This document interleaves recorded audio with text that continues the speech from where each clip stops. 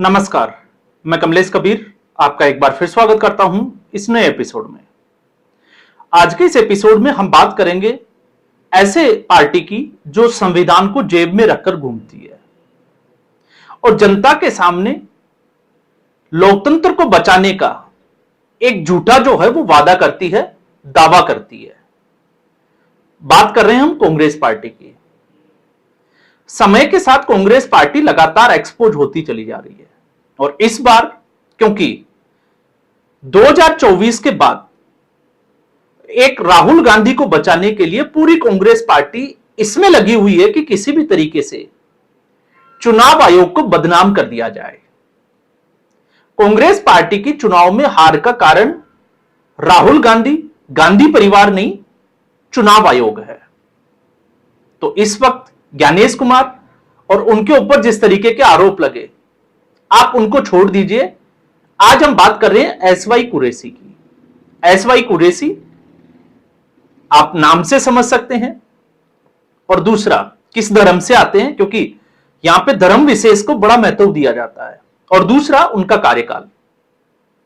तो यूपीए 2 की सरकार, उस वक्त एसवाई कुरैशी मुख्य चुनाव आयुक्त थे और इन्होंने जो किताब लिखी है India and I 100 memories not memoir, ये जो किताब है वो एक तरीके से कांग्रेस पार्टी के ऊपर बड़ा ब्लास्ट, क्योंकि इसमें सीधे तौर पर बात की है उस वक्त के तत्कालीन प्रधानमंत्री डॉक्टर मनमोहन सिंह की, और उनका एक लाइन कि अगर ऐसा कुछ है तो मैं आत्महत्या कर लूंगा। अब इसकी सच्चाई क्या है हम इस वीडियो के लास्ट में जो है वो उसकी भी बात करेंगे, लेकिन सबसे पहले मामला क्या है उसको समझते हैं। 2012 उत्तर प्रदेश विधानसभा चुनाव, और उत्तर प्रदेश विधानसभा चुनाव में उस वक्त के कानून मंत्री सलमान खुर्शीद मुस्लिम अपीचमेंट के चलते मुसलमानों से यह वादा करते हैं कि अगर कांग्रेस पार्टी सरकार में आती है तो ओबीसी कोटा में जो मुसलमानों को 4.5% का जो आरक्षण दिया गया है उसको बढ़ाकर हम 9% कर देंगे। तो इस वक्त क्या चल रहा है, इमरान मसूद क्या कर रहे हैं? आप 2012 की उस घटना को आज के साथ अगर आप ये कहते हैं कि वो किताब झूठ है, तो फिर आज इमरान मसूद क्या कर रहे हैं और मल्लिकार्जुन खड़गे क्या कर रहे हैं? क्योंकि संसद के बाहर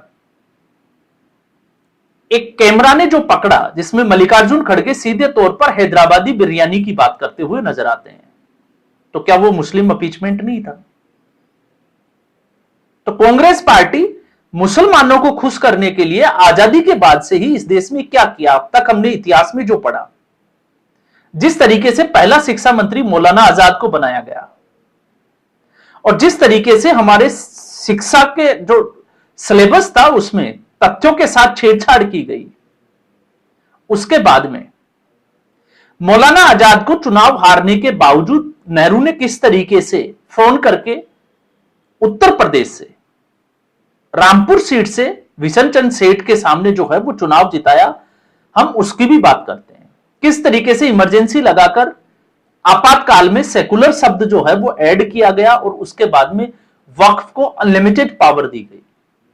बहुत बार हम इन विषयों पर बात कर चुके हैं, लेकिन अब हम बात कर रहे हैं 2012 और 2013, क्योंकि एक तरफ यह वो वक्त था जब ए के एंटनी ने एक रिपोर्ट दी थी कांग्रेस पार्टी को कि कांग्रेस पार्टी को अब मुस्लिम तुष्टीकरण की राजनीति को छोड़ देना चाहिए, क्योंकि इसका लॉन्ग टर्म में अब नुकसान होने वाला है।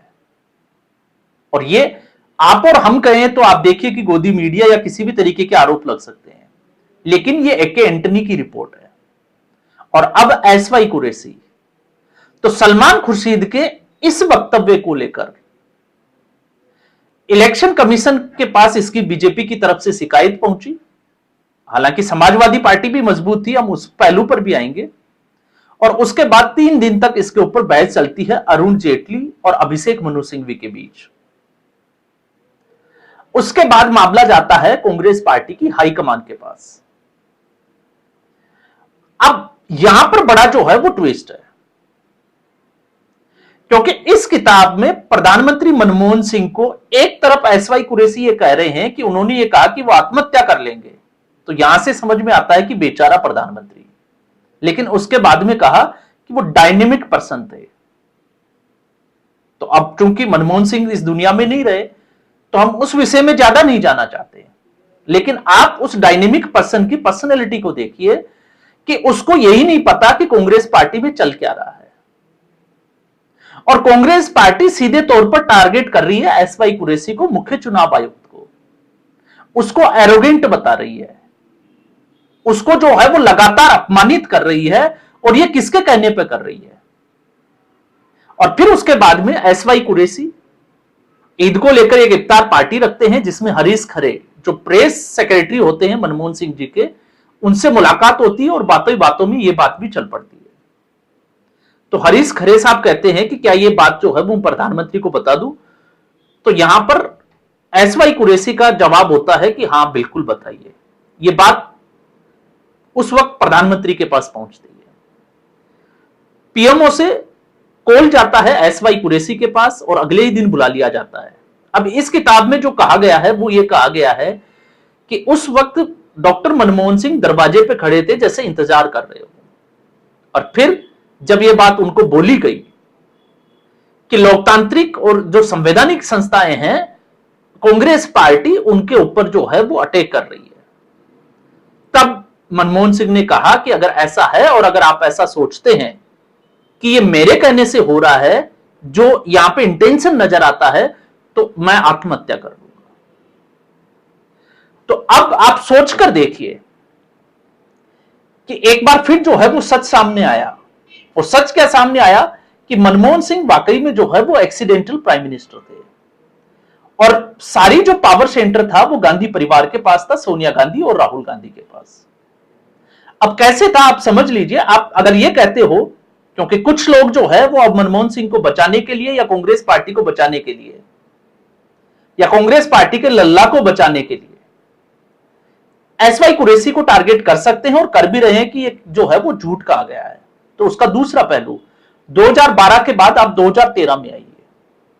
2013 में भ्रष्टाचारियों को सजा दिलाने के लिए मनमोहन सिंह की सरकार ने एक ऑर्डिनेंस जो है वो लेकर आई थी संसद में, और उस वक्त चूंकि 2010 के बाद से यूपीए 2 में भ्रष्टाचार के जो मामले थे, आंदोलन चल रहे थे और बड़े जो है वो मामले सामने आए थे, उसको लेकर पूरी कांग्रेस पार्टी सारे के सारे दाग जो है वो दूसरे नेताओं पर डालना चाहती थी, मनमोहन सिंह जैसे नेताओं को, लेकिन राहुल गांधी को बचाना चाहते थे। क्योंकि अगर राहुल गांधी या कांग्रेस पार्टी की, सोनिया गांधी की उस वक्त की नीयत थी तो वो ये थी कि किसी भी तरीके से ऐसा चेहरा सामने लेकर आए जो गांधी परिवार की मुट्ठी में रहे, उसको प्रधानमंत्री बनाया जाए और उसके बाद जब मर्जी उसको उठाकर राहुल गांधी को प्रधानमंत्री बना दिया जाए।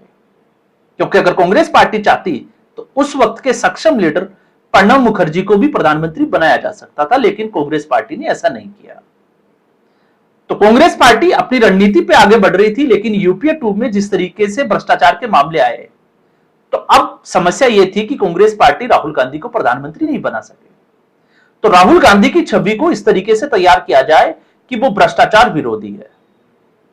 तो राहुल गांधी ने एक प्रेस कॉन्फ्रेंस में उस ऑर्डिनेंस को, उन भ्रष्टाचारियों को सजा दिलवाने के लिए, और यह कहते हुए कि कांग्रेस पार्टी में भी ऐसे कुछ लोग हैं जो इनको बचाते हैं, उस ऑर्डिनेंस को फाड़ दिया था, जिसकी चर्चा कई बार जो है वो चुनावी रैलियों में भी होती है।